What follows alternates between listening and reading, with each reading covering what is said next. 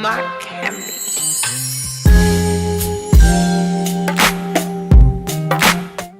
First name, state your name, where you from? Hi, I'm Mark Henry. I'm from DC. I don't run no neighborhoods or nothing. That's about it. Alright, I guess to start off, tell us, how did you get into production, making beats, things like that? Maybe like 05, 06.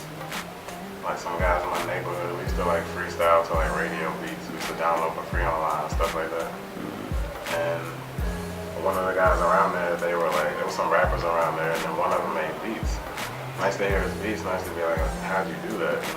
I wasn't into producing like as a kid or nothing. This is like, I'm out of high school already.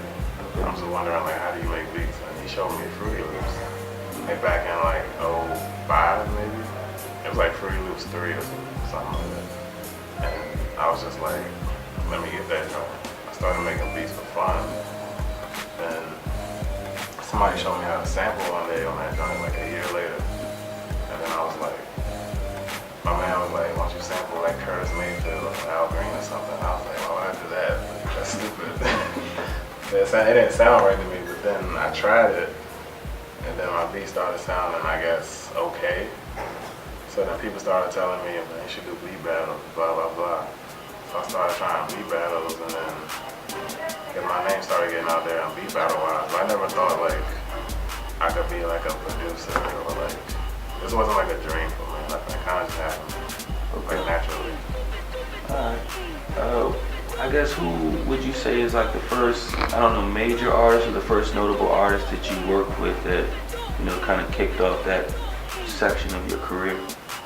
I would say it would have to be Raheem DeVaughn, because I met him back in like, he's probably like the first like big name artist that I met. Like he was going around the city looking for like the hottest, I guess, like hip hop producers in the area, because he was about to start that 368 label. Like he didn't even have a name for it yet. He was going around looking for producers. And then he had got my number from this producer around here named Nick the Wonder. I don't know if you heard him. But he got my number from him.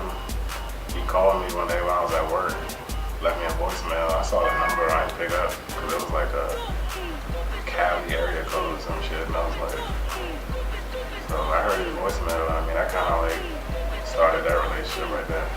Okay.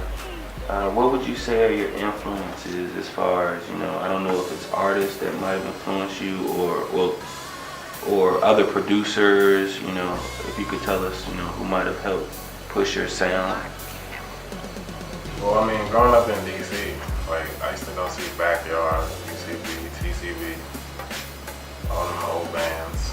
I guess they still around. I'm not too much into go-go anymore, but I remember going to a lot of go-go's and just like standing in the front, and I pay attention to chicks like everybody else, but like I was just being in the front, like rocking. I'm like, this shit sounds amazing. Like, what is this? And then like when I started making beats, once I figured out how to like create that sound, that live sound, it was like I just had to do it. Like every beat I make, I just like be wanting to throw like live stuff in it. Even like when I make the down south joints, I just know I can't do it. I be wanting to like real bad, but yeah, I like the live sound. I forgot the question. Oh, no, you were saying just basically what were your influences, whether it be the instrument or the person, producer. So like a lot of like live sound and stuff. Okay. I used to listen to a lot of like, around the time I first started making beats, I was listening to like the Diplomats and like when like Kanye, Just Blaze, and Heatmakers and Bink was like making all that stuff. I was listening to a lot of that like leading up to me making beats. So it's like my first year of making beats was like I would try to just like recreate all of their stuff, like different samples, but like the same drum, stuff like that. Okay. Alright, we saw, the video of you. I think you were with Fat Joe checking out some beats. I think it was a little while ago. And then we heard a recent song that, I want you to tell us more about that just came up, which is Crazy. If you could tell us, how did that relationship come about, and, the beat that, you submitted to him that he's now pushing now? What song? He just dropped it maybe like a week ago. I recently did like 3 months. You did 3? Like 2-3 months, he dropped 3, I did. I forget the name of it, but I mean It's when the body drop. Is that Drop a it? body? You drop a body, yeah. Okay. I met Fat Joe back in the fall with DJ Butter. Okay. Like he hit me one day like out the blue. Like I probably had like a 15 minutes to get ready. He was like, I'm about to go meet up with Joe in Baltimore. And I was like, alright. So I went. That's where at the end of the video you see us in the hotel room. Like that's where we met him. And like I just played him beats. And he just kept saying, play the next one, play the next one, play the next one. I played him like 20 beats. He was just going crazy. And like ever since that day, like I talk to him like every couple of days. But, okay. And, I mean, I got a situation with Terror Squad now, so. Oh, you do? Yeah. Oh, you couldn't expound on that, or is that still on the low? I mean, it's not on the low. Okay. It is what it is. Okay. All right. Well, congratulations on that, first and foremost. As far as coming up, you know, as an up-and-coming producer, should I say, what would you say that it takes to be successful, especially coming out of the area that we're coming from? I mean, I learned from Raheem. He would always tell me like to like stay humble and like keep a really good like work ethic. Because I mean, I was already humble and I worked hard, so he was just like basically like that was one of the things that he liked about me as a producer. Like I worked all the time and I'm real like down to earth. Like I don't know the right words. I'm just humble, I guess. Okay.